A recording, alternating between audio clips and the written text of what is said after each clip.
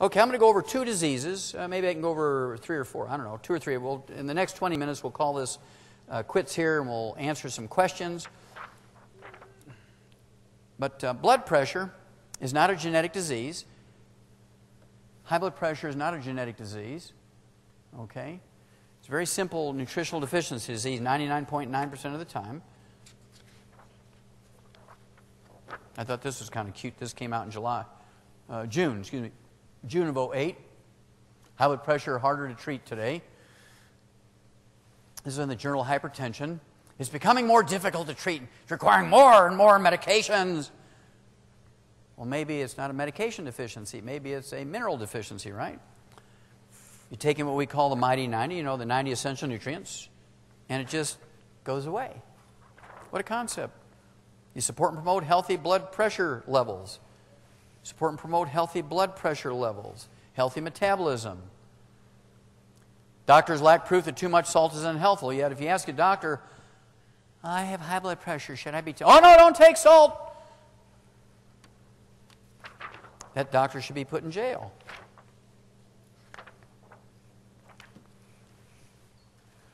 This task force on sodium found that people who limited their sodium or salt intake to 1,000 milligrams or 1 gram a day had 6 times more heart attacks than those who consumed double that amount of salt.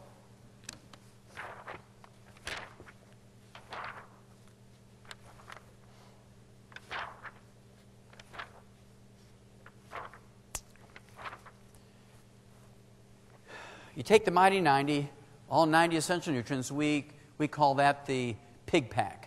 The pig pack, of course, gives you all the known essential nutrients, and it supports and promotes healthy maintenance repair. It supports and promotes healthy blood sugar levels, healthy blood pressure levels. It supports and promotes healthy body weight. It supports and promotes healthy metabolism. That's because our body needs those things every day. It's kind of like oxygen. How often do you need oxygen? Oh, I just thought I'd take a rest on the weekend and not take oxygen on the weekend. Try that a couple times. Okay, and then there's the cholesterol thing. Doctors want you to believe that cholesterol is the cause of everything. We spend $117 billion a year just for cholesterol testing because doctors have made Americans so paranoid about cholesterol. But if you can find me any disease that's caused by elevated blood cholesterol or triglycerides, I'll give you $1 million in small bills, tax-free, in any offshore account you want. There are no diseases caused by elevated blood cholesterol and triglycerides. Elevated blood cholesterol and triglycerides do not cause any disease. They're caused by deficiencies of niacin, which is vitamin B3. Elevated blood cholesterol and triglycerides is caused by deficiency of chromium, vanadium. 2 trace minerals are involved in regulating blood sugar and blood fat levels. You can have a deficiency in the omega-3 essential fatty acids and get elevated blood cholesterol and triglycerides. You can have low thyroid problems, which is one of the most diagnosed and most prescribed for diseases in America. You can have diabetes, which will also elevate blood cholesterol and triglycerides.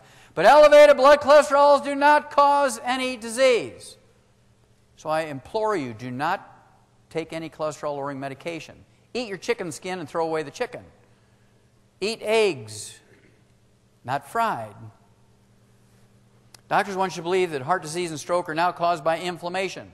They're slowly trying to move away from this cholesterol thing because they know the truth. That's what makes it a crime, because they know the truth.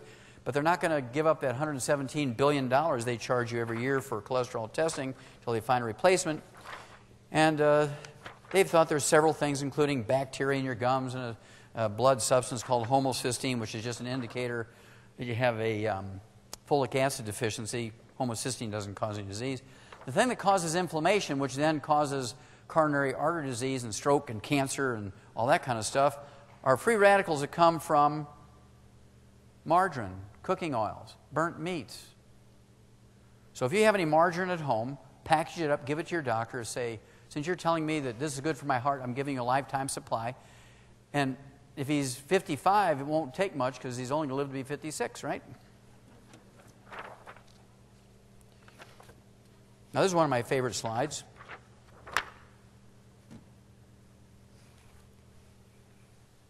This was published in the New England Journal of Medicine, one of the most well-respected medical journals on earth. Normal cholesterol in an 88-year-old man who eats 25 eggs a day.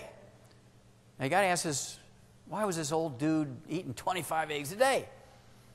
Been doing it for 20 years. Well, maybe he didn't have any teeth and couldn't chew steaks anymore. Maybe he owned an egg farm. He was doing quality control.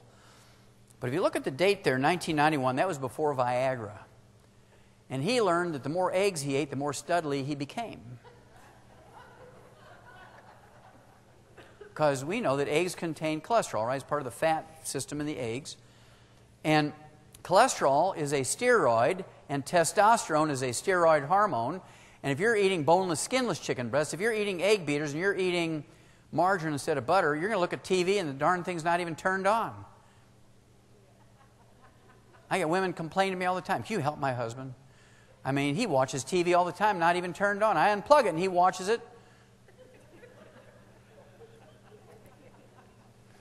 I said, "You just give him 10 eggs every day, dear, and watch what happens in 2 weeks." And you drive by their house at midnight and all you hear is, "Yahoo!"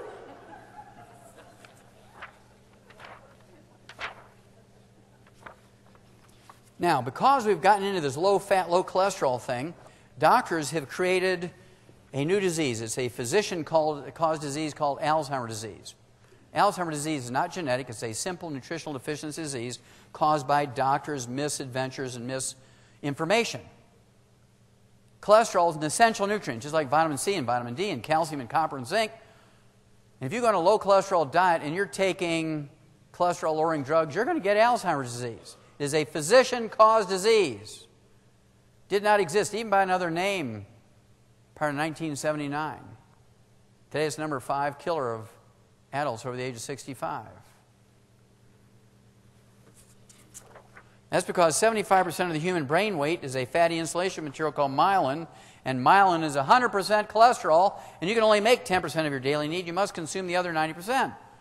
This came out 8 years ago, almost 9 years ago now. Alzheimer's tidal wave is feared. Within the next 25 years, between then and 2025, 14 million Americans are going to die of Alzheimer's disease, and before that, there wasn't any.